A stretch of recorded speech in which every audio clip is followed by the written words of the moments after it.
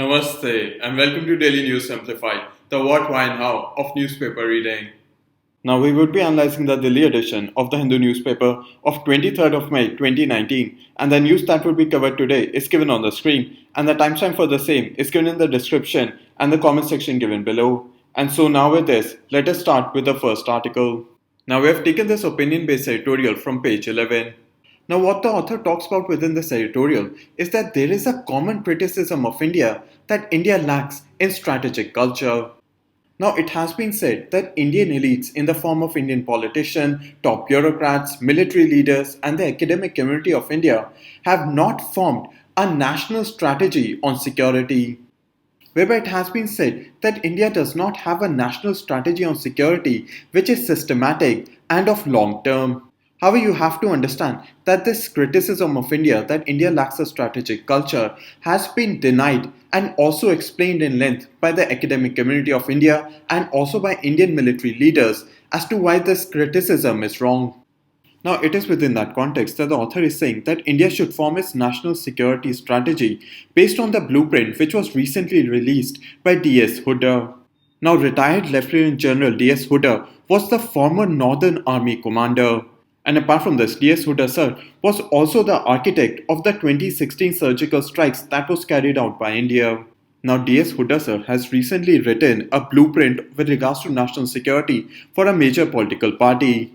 And it is within that context that the author is saying that any new government which is formed in the center should take into account the various recommendations which has been given by D.S. Hooda sir within his national security blueprint.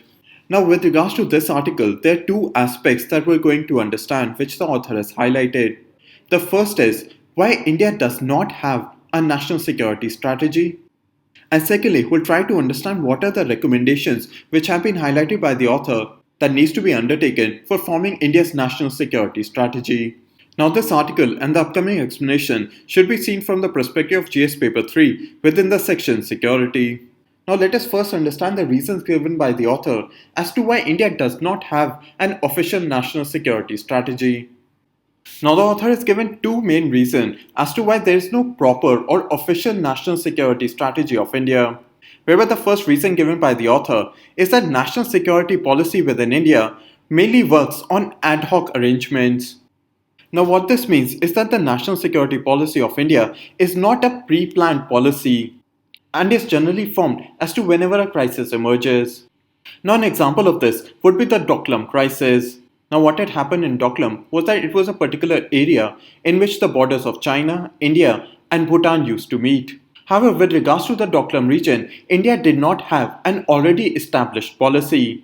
And therefore when China advanced its position and its military within the Doklam region, India had to form a security policy with regards to the Doklam region during that moment itself.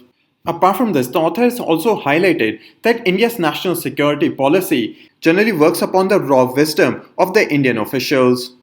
Now, apart from this, the second main reason highlighted by the author as to why India does not have an official national security strategy is because the Indian political class has generally avoided stating India's national security policy.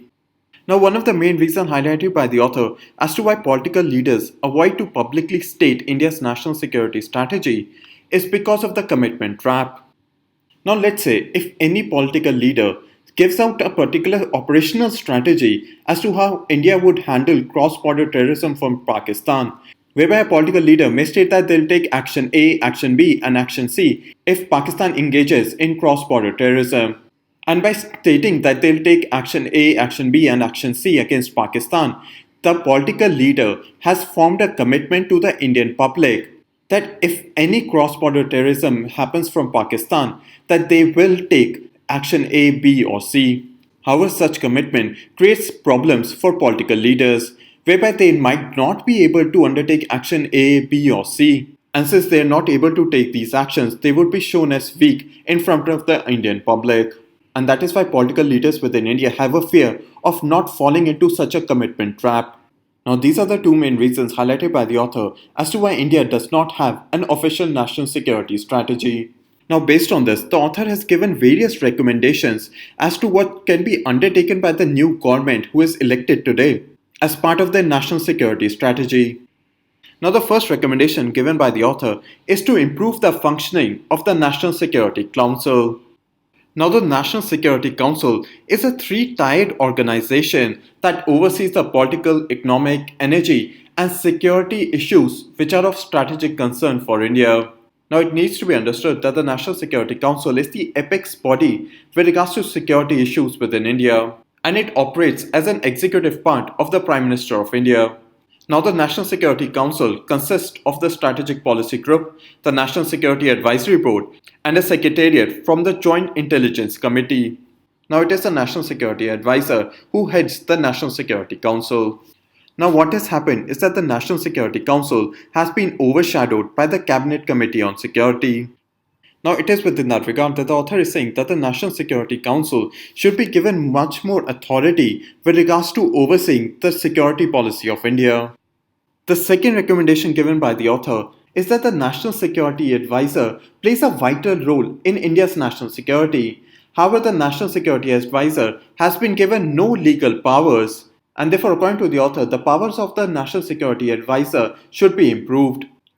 Now, it is within that regard that the author is saying that the recommendation of the K.C. Pant Task Force, which was created in the 1990s, had recommended that the National Security Advisor should be given the rank of a cabinet minister. And apart from this, one of the advice which has been given by the author is the National Security Advisor should also be made accountable to the Parliament of India. The third recommendation given by the author is any national security strategy of India that is formed should also include the concept of human security. Now, according to the author, human security is based on the centrality of the people of India, whereby India cannot achieve true security if large sections of our population are faced with discrimination, inequality, lack of opportunities, and are at risk from climate change, water scarcity, and other issues. The fourth recommendation given by the author is to undertake military jointmanship. Now, according to the author, a comprehensive review is required to be undertaken so as to transform the Army, the Navy, and the Air Force into an integrated force with regards to military operations. Now, one of the ways in which it can be undertaken is through a joint command or a joint chief of staff for the Army, the Navy, and the Air Force. Now, the fifth and the last recommendation given by the author is that there is a need to improve the working culture of DRDO, whereby according to the author, it is necessary to improve the DRDO so as to improve the defense production within India. Now, these are the five main non-political recommendations which have been given by the author, which can be included in any new national security strategy that is formed by the new government who is elected today. So now hopefully you've understood the two main aspects of this editorial as to why India does not have an official national security strategy, and the recommendations of the author as to what steps can be undertaken within a newly formed national security strategy. And so now with this, let us move on to the next article. Now we have taken this article from page 9. Now what has happened is that in 2017, a commission was formed under the retired Justice G. Rohini. Now the main purview of the Rohini Commission was to examine the subcategorization of other backward classes or OBC. Now the main terms of references of this commission is first to examine the extent of inequitable distribution of benefits of reservation among the caste and communities which are part of the other backward classes. Now what you need to understand is that there are over 5,000 castes who are considered as other backward classes. However, what is being seen in central government examination or in central government jobs is that there are a particular number of castes which are undertaking the benefits of reservation which have been given to the OBC group. And therefore, what this committee is going to do is see on how far the extent of this inequality of distribution is seen among the reservation that has been given to the OBC group. Now, let's say 30 seats have been opened by the central government. However, what is being seen is that there are roughly around 20 to 25 subcastes within the OBC group which are taking most of the seats which have been reserved for the OBC class. Therefore, what is being seen is that rest of the OBC caste within the group are not able to undertake the benefits of reservation. And it is within that context that the Rohini Commission is going to examine the extent on how far this unequal distribution of reservation is being seen within the OBC group. The second term of reference for the Rohini Commission is that they're going to work out a mechanism, criteria, norms, and parameters which would be based on a scientific approach for subcategorization. Now, as we have already understood, there are over 5,000 OBC caste. However, what is being seen is that almost only 20 to 25 of the OBC caste are undertaking the benefits of reservation. Therefore, the Rohini Commission is going to recommend a number of OBC caste which would be subcategorized, whereby this group of caste which has been subcategorized within the OBC group might be provided with extra benefits so as to improve their access for reservation under the OBC group. Now, it is within that context that the Rohini Commission has to form a scientific approach on how this subcategorization of various OBC caste who do not have equal opportunity of access to reservation of the OBC group. So now hopefully you've also understood the two main terms of references for the Rohini Commission. Now the main reason the Rohini Commission is in the news is because they have received a 2-month extension. Now the Rohini Commission had to submit their report by 31st of May. However, the President of India has given them an extension till 31st of July. But hopefully you've understood the two main aspects that needed to be understood from this article. First being the purview of the Rohini Commission, and second being the main terms of references of the Rohini Commission. And so now with this, let us move on to the next article. Now we have taken this article from page 14. Now what this article talks about is of a recent resolution which was passed in the United Nations General Assembly, which had asked Britain to leave the Chagos Island and give it back to Mauritius. Now you need to understand that this resolution which has been passed by the United Nations General Assembly is a non-binding resolution. Now to comprehensively understand the Chagos Archipelago dispute, you also need to understand the article that had appeared in the Daily News Simplified video of 26th of February, whereby what had happened is that the International Court of Justice gave out a verdict whereby it said that Britain should hand over the Chagos Island to Mauritius. However, this verdict given out by the International Court of Justice was also a non-binding verdict. Now, it was after the verdict of the International Court of Justice that a resolution was moved in the United Nations General Assembly which supported the verdict of the International Court of Justice that Britain should hand over the Chagos Archipelago Islands to Mauritius. Now, within this context, let us again revise the Chagos Archipelago dispute. Now, the first thing that you need to understand is the location of the Chagos Archipelago. Now, Mauritius is a country which is located in the Indian Ocean, and the Chagos Archipelago is located between Mauritius and the southern tip of India in the Indian Ocean. And it is within this Chagos Archipelago that it contains an important island called Diego Garcia. However, we're going to understand about Diego Garcia later on within this section. And looking at the last image, the Chagos Archipelago is bordered by Seychelles, the islands of Maldives, and the southern tip of India. Now what had happened was that Mauritius got its independence from the United Kingdom, and Mauritius got its independence from the United Kingdom in 1968. However, prior to its independence, Mauritius and the United Kingdom signed an agreement in 1965, and under this agreement, Mauritius had agreed to let go of the Chagos Archipelago and hand it over to United Kingdom, whereby Mauritius had feared that if it did not agree to the demands of the United Kingdom to hand over the Chagos Archipelago, then the United Kingdom would not grant it independence. And what had happened afterwards was that Mauritius got its independence, and what United Kingdom did was that there were around 1,500 people that were living in the Chagos Island. But United Kingdom evacuated the complete island and transferred around 1,500 people who were living in the Chagos Island to the islands of Mauritius. And the reason the United Kingdom transferred the complete population of the Chagos Island because it had leased the Diego Garcia Island of Chagos to the United States, whereby the United States had formed its Indian Ocean military base in the Diego Garcia Island, which was a part of the Chagos Archipelago. However, what has happened now is that Mauritius introduced a resolution within the United Nations General Assembly in 2017, and the United Nations General Assembly also adopted this resolution which was provided by Mauritius, whereby this resolution by Mauritius had asked the International Court of Justice to give its advisory opinion as to whether UK was violating international law by still keeping the Chagos Island and not handing it back over to Mauritius. And apart from this, the International Court of Justice was also looking as to whether UK had the right to take away the Chagos Archipelago from Mauritius at the time of independence, and also evacuating its complete 1,500 citizens. Now, what has happened, as shown in today's article, is that International Court of Justice has given its advisory opinion and has said that Britain has an obligation to end its administration of the Chagos archipelago.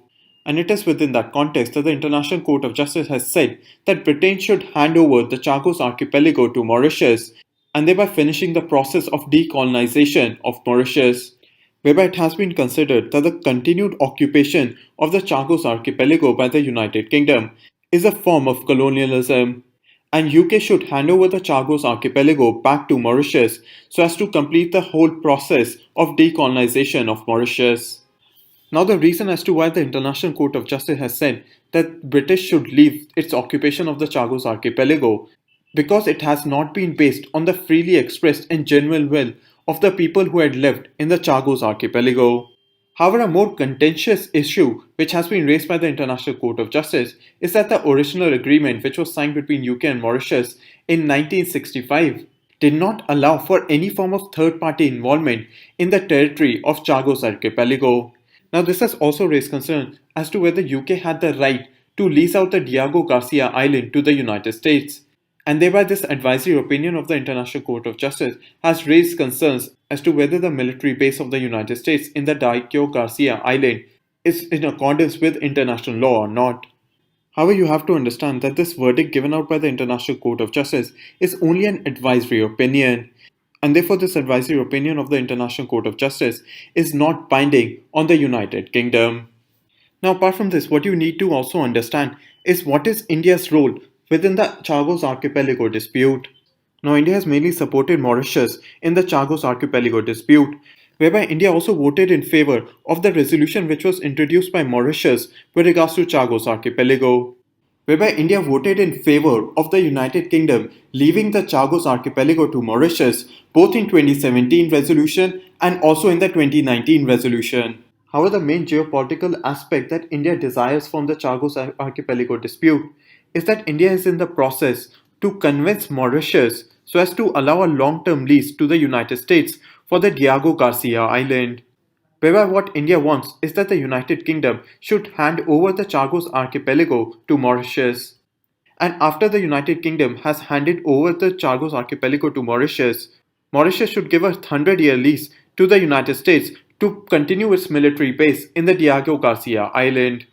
And the main reason as to why India wants Mauritius to give a long-term lease to the United States to continue with its military base in Diego Garcia Island is that India wants the continued presence of the United States in the Indian Ocean region, whereby this continued presence of the United States in the Indian Ocean region would balance the growing presence of China within the Indian Ocean region. So now hopefully with this you have understood the dispute with regards to Chagos Archipelago Islands. However, you have to understand that this news is currently in transition, whereby we have to wait and see on how the Chagos Archipelago dispute moves forward with regards to Mauritius and United Kingdom. Now, this Chagos Archipelago dispute is very important with regards to the upcoming prelims examination of 2019, whereby it is an important current event of international importance. And so now with this, let us move on to the next article. Now, we have taken this opinion-based editorial from page 11. Now, there are two aspects that you need to understand from this editorial. First are the reasons which have been highlighted by the author as to why China changed its stance with regards to the listing of Masood Azhar. And the second aspect that you need to understand as to what can be the forward steps that can be undertaken by both India and China so as to improve their relation. Now, in the past, India has tried 4 times to list Masood Azhar as a global terrorist under the United Nations Security Council Sanctions Committee of 1267 resolution. However, each time China blocked the global listing of Masood Azhar as a global terrorist. Now, it was only recently this year that China did not block the listing of Masood Azhar as a global terrorist. Now, it is within that context that the author has highlighted various reasons as to why China changed its stance and did not block the listing of Masood Azhar. Now, the first reason listed by the author is that India and the United States were getting very close to each other with regards to cooperation in listing Masood Azhar as a global terrorist. Therefore, the listing of Masood Azhar also became one of the cooperating areas between India and the United States within the security sphere, whereby India and the United States were already cooperating within the Indo-Pacific region. Now, according to the author, the continuous blockage of Masood Azhar as a global terrorist by China would have made sure that the cooperation between India and the United States would have gotten further strong. And therefore, according to the author, to avoid having this relationship between India and the United States getting more stronger, China withdrew its objection with regards to the listing of Masood Azhar as a global terrorist. Now, the second reason highlighted by the author, which is actually the main reason as to why China changed its policy, was that the United States, UK, and France had threatened to move a resolution against Masood Azhar outside the United Nations Sanctions Committee of 1267 resolution. Now, if these three countries were able to move a resolution outside the United Nations Sanctions Committee, China would have to take an open vote, whereby China would have to vote whether it considered Masood Azhar as a global terrorist or not. Whereby what was going to happen was that every other member of the United Nations Security Council was going to vote of considering Masood Azhar as a global terrorist. And if China was the only country which did not vote in considering Masood Azhar as a global terrorist, then it would stand out among the world community as a supporter of terrorism. And it is said that it was because of this reason that China changed its policy with regards to the listing of Masood Azhar as a global terrorist. The third reason highlighted by the author is that it is expected, now that China has removed its objection to the listing of Masood Azhar as a global terrorist, then India might decrease its opposition to the Belt and Road Initiative.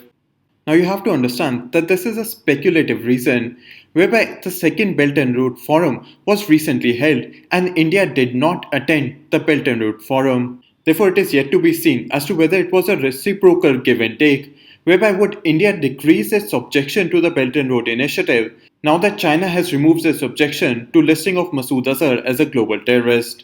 The fourth reason highlighted by the author is that there was a strong sentiment against China for its continuous blockage of Masood Azhar as a global terrorist.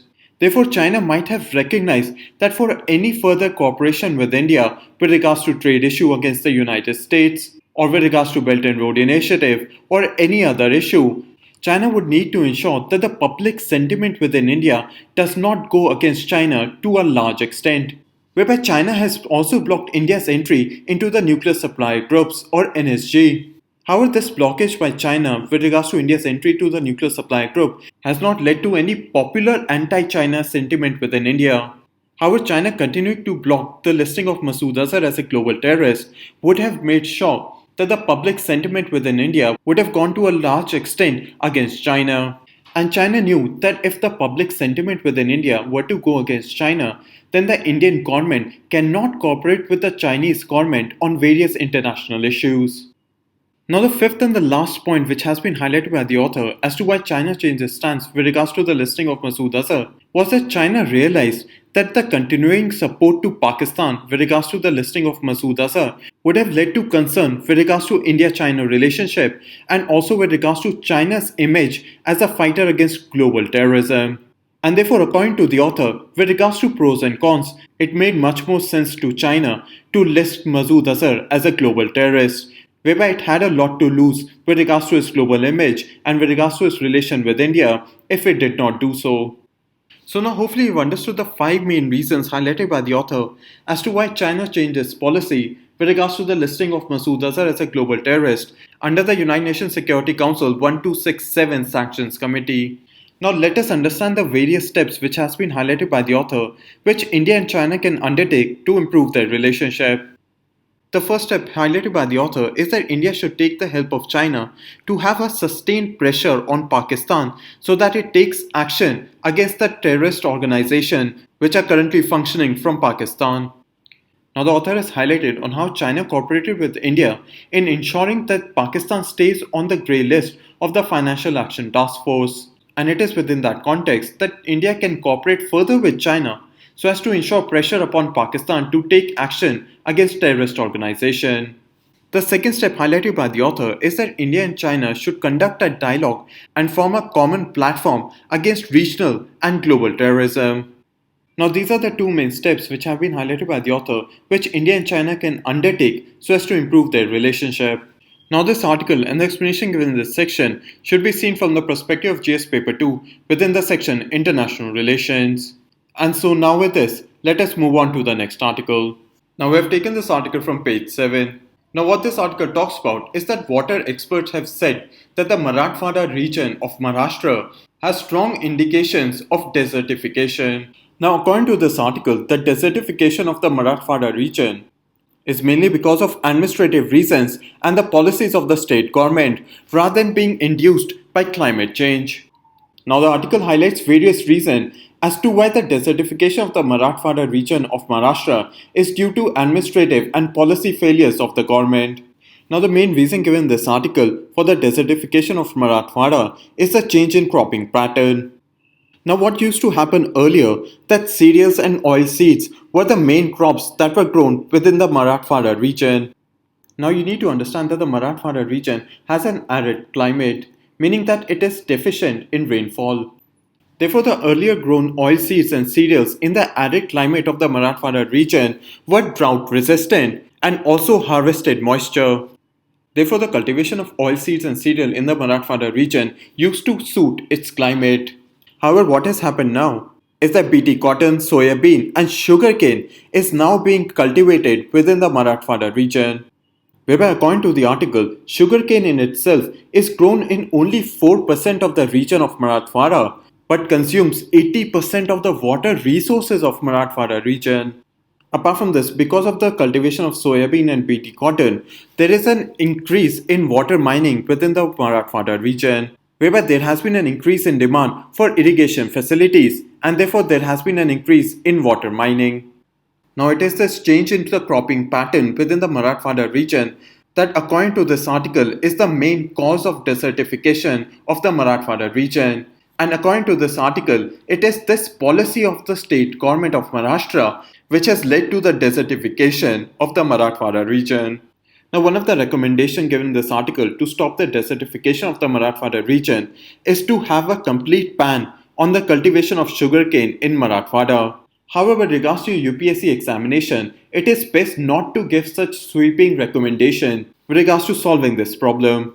Now, this article and the explanation given in this section should be seen from the perspective of GS Paper 3 within the section Environment and within the subsection Conservation, Environmental Degradation, and Environmental Impact Assessment.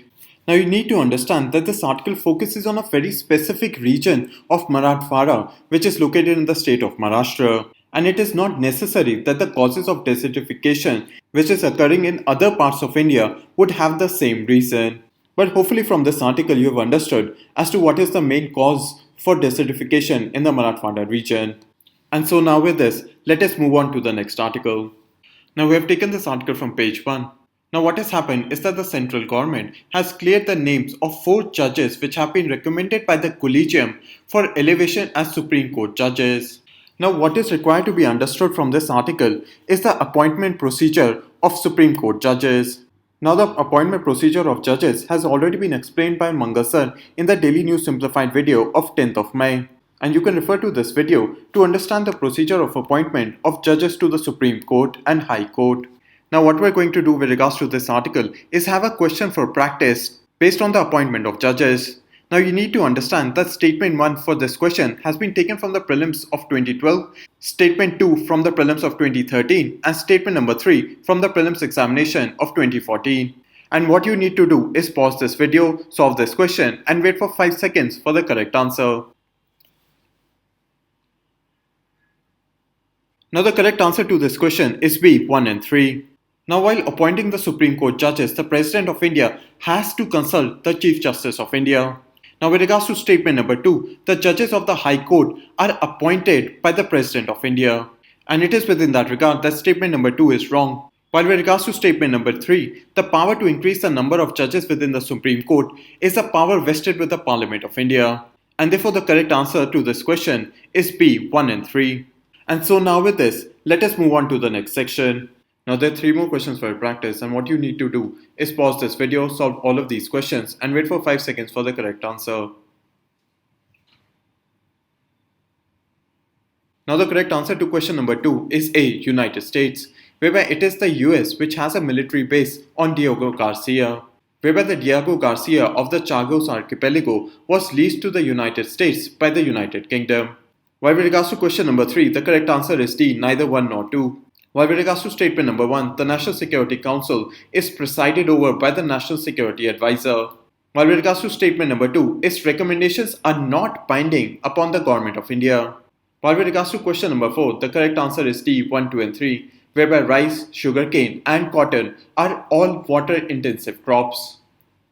And now with this we come to an end in the analysis of today's newspaper. Now we move on to the question for today.